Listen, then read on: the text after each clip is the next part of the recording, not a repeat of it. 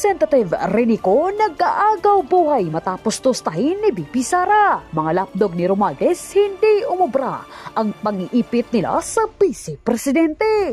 Pero bago ang lahat, kung hindi pa kayo nakapag-subscribe sa channel na ito, please do subscribe para mas maging updated pa kayo sa mga susunod kong mga videos.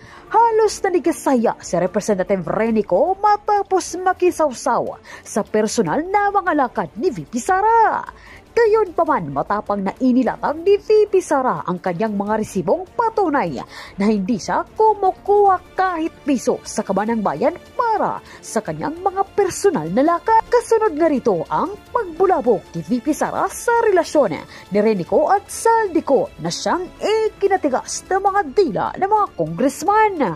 To take off po sa questioning ni Representative Tino, meron po kasing minention na list of destinations na tinake ni Vice President this year under Travel Authority. But we like to take note na in a press conference of the Office of the Vice President, meron pong security and staff na kasama si Vice President. So can we ask po, paano po pinopondohan yung pagpunta, flight and accommodations ng staff and security ng OVP? Madam Chair, may I be allowed to ask a question? Depende sa nature, Madam Vice President. Yes.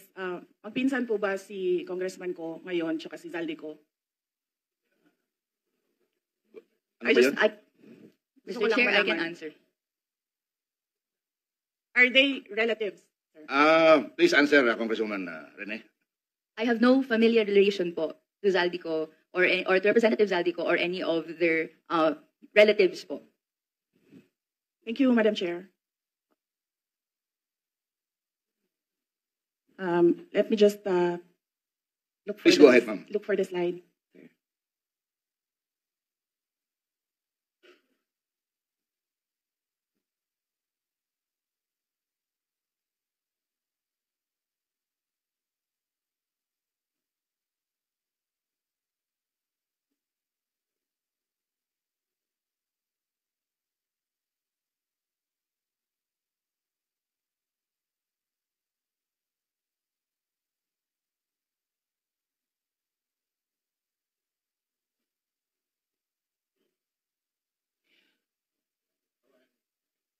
So, Madam Vice Chair, President, please go ahead. Yes. So we are talking about international travels, as of July 31.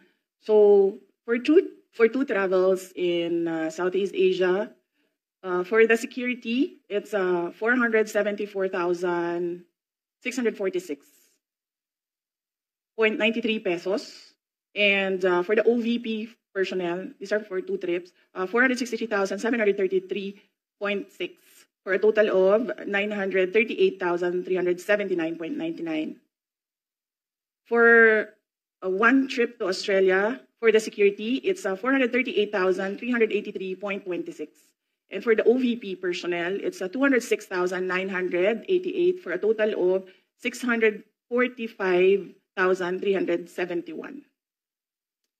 For the Middle East and Europe, three trips, the total is for the security is 2,922,869.98, and then for the OVP personnel, that's 1,825,329.47 for a total of 4,748,199.45.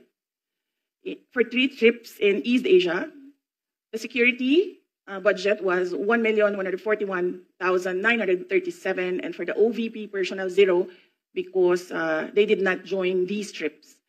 And the total is 1,141,937. The total for 9 trips for both the security and OVP personnel is 7,473,887.70.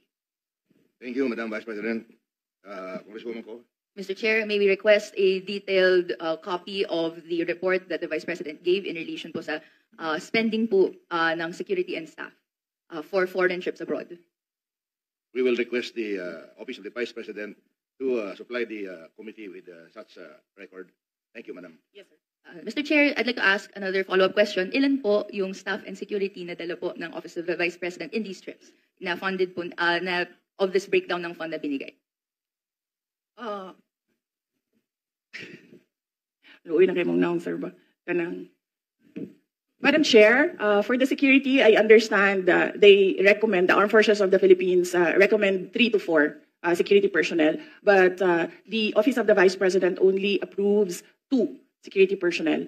And for the Office of the Vice President personnel, that's 1 ceremonial and diplomatic affairs employee, 1 for MPRD, that is the Media Relations and Public Affairs Division, and then 1 for as assistant to the Vice President. So those are the approved personnel who joins the Vice President in her trips.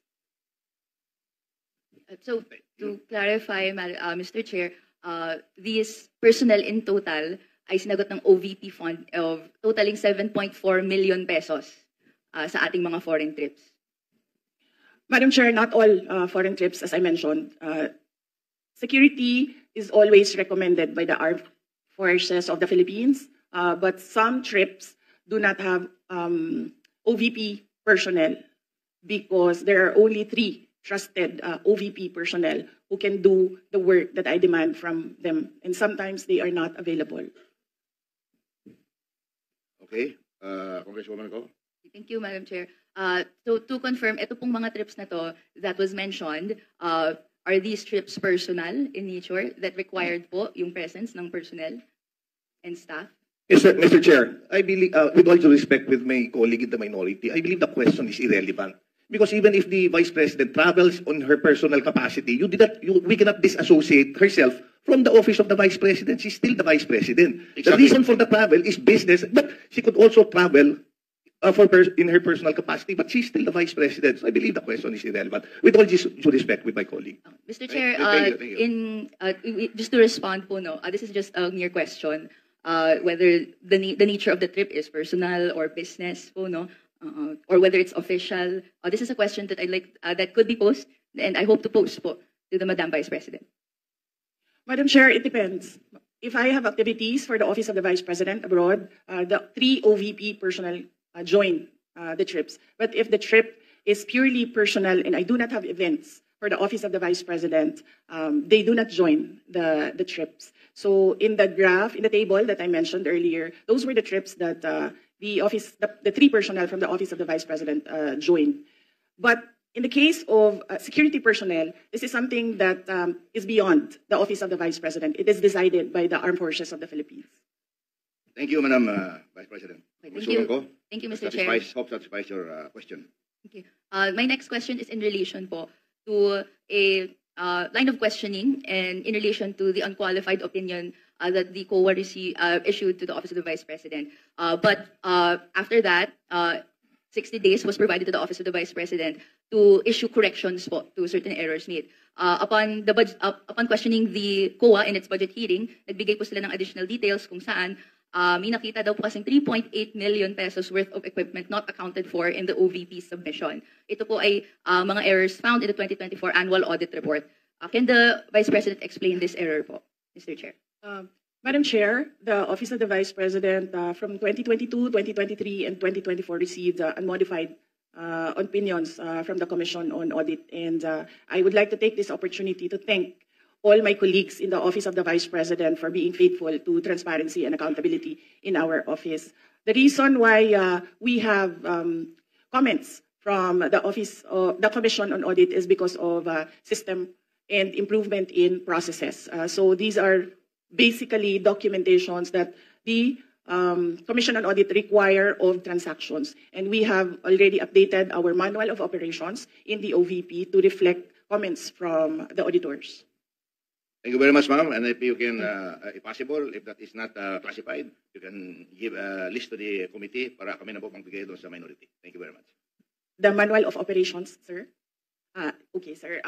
Let me just discuss this with the executive committee. Kasi pinaghirapan din namin dito, Sir Gawin. Baka kopyahin lang din ng minority. It's your prerogative, Madam Vice President.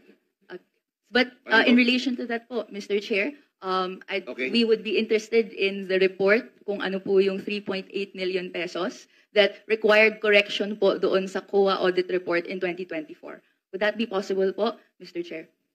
Madam Chair, as I said, all questions about all documents inside the Commission on Audit is best to be directed to the auditors or the representatives of COA in the budget hearings. Thank you.